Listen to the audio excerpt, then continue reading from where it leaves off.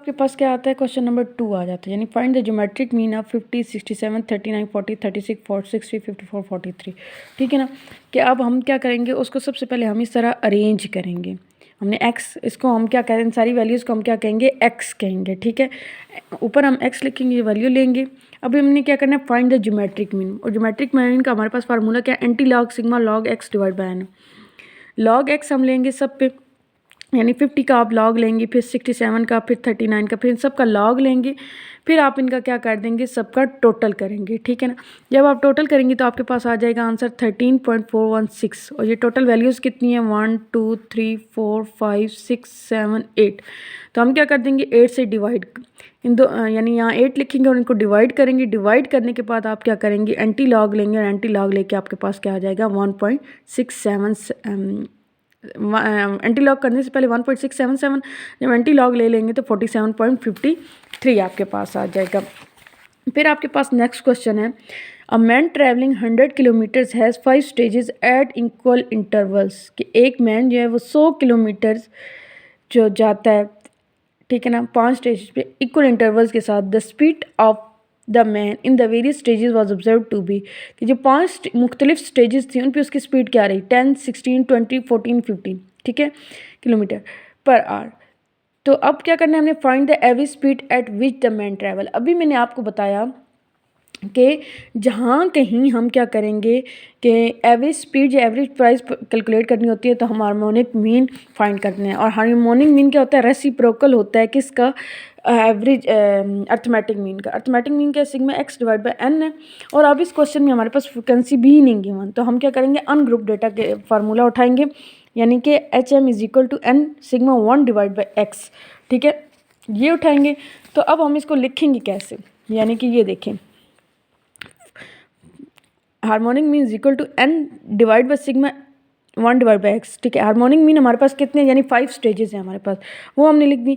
वो इक्वल कौन कौन सी थी, यानी 10 थी, 16 थी, 20 थी, 14 थी, 15 थी। उसको 1 divide by 10, 1 divide by 16, 1 divide by 20, 1 divide by 14 और 1 डिवाइड बाई 15 कर देंगे।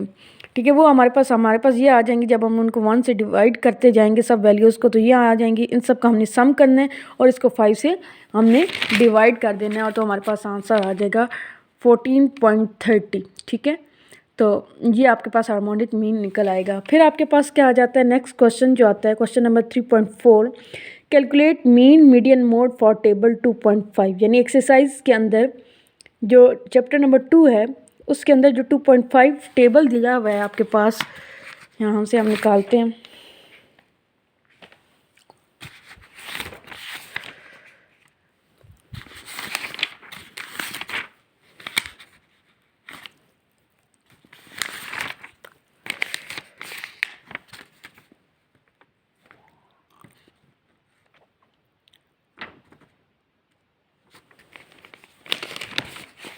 ये वाले हमारे पास टेबल गिवन है 0 1 2 3 4 5 वाला। ठीक है, ये हमारा एक्सरसाइज 2.5 के अंदर टेबल नंबर 2.5 है हमारे जो चैप्टर है 2 के अंदर मौजूद है। ठीक है, इसका हमने क्या क्या मालूम करना है, मीन मीडियन और मोड।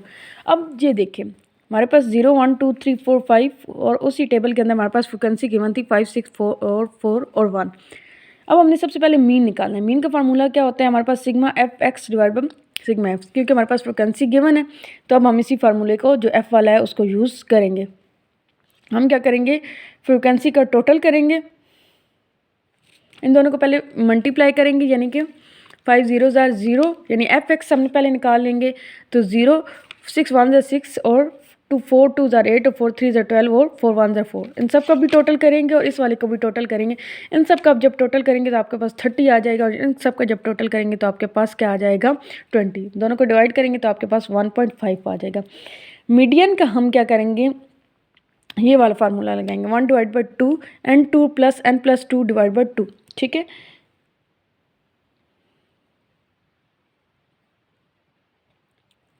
तो अब हम क्या करेंगे, 1 divide by 2 20 divide by 2 plus ये 20 हमारे पास क्या है, जो फ्रिक्वेंसी का टोटल था।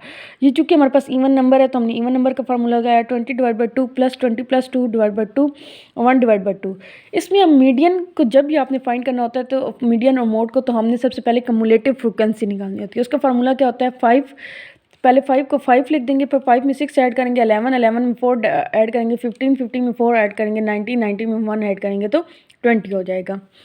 हमने क्या किया, 20 डिवाइड बाई 2 करेंगे तो हमारे पास 10 आ जाएगा, और 22 डिवाइड बाई 2 करेंगे तो हमारे पास 11 आ जाएगा। 11 को हम क्या करेंगे, 10th और 11 अब कम्युलेटिव फ्रिक्वेंसी के अंदर 10 और 11 जो है वो एक ही जगह एग्जिस्ट कर रही हैं, यानी कि 10 भी इसी में आ रहा है और 11 भी इसी में आ रहा है। तो हम इसके सामने वाली जाएंगे, जो एक्स वाली वैल्यूज़ हैं वो उठा लेंगे, यानी कि दोनों का क्या आ जाएगा, 1 और 1 आ जाएगा, 1 और 1 प्लस करेंगे 2 आ जाएगा, 2 से 1 से मल्टीप्लाई होगा 2 आ जाएगा, 2 से 2 और 2 डिवाइड होगा तो 1 ही आ जाएगा। अब वो कहता है कि जो मोड होता है वो कैसे फाइंड करेंगे। मोड हमने इस तरीके से फाइंड करना है, जो मोस्ट रिपीटेड वैल्यू होती है, यानी जो सबसे ज़्यादा रिपीटेड वैल्यू होती है उसको क्या कहा जाता है, मोड कहा जाता है। अब ये जो फ्रिक्वेंसी है इसका मतलब है 0 जो है वो 5 टाइम आया, 1 जो है वो 6 टाइम आया, 2 जो है वो 4 टाइम आया, 3 जो है वो 4 टाइम आया, 4 जो है किसी भी डेटा के अंदर जो हमें डेटा गिवन था उसमें 0 कितनी दफ़ा आया, 5 दफ़ा आया, 1 जो है वो 6 टाइम आया, 2 जो है 4 टाइम, 3 4 टाइम और 4 1 टाइम। तो इस मीन कि मोड में वो वैल्यू हम लिखते हैं अनग्रुप डेटा में जो सबसे ज़्यादा रिपीटेड होती है। तो 6 क्या है, जो 1 है वो कितनी दफ़ा आया, 6 सब। अब इसमें देखें जो सबसे ज़्यादा क्या है, 6 है, तो मीन 1 जो है वो 6 टाइम आया, तो हमारा जो होगा आंसर वो क्या होगा, जो सबसे ज़्यादा रिपीटेड वैल्यू है वो है। तो इसका मोड का आंसर क्या आ जाएगा, 1।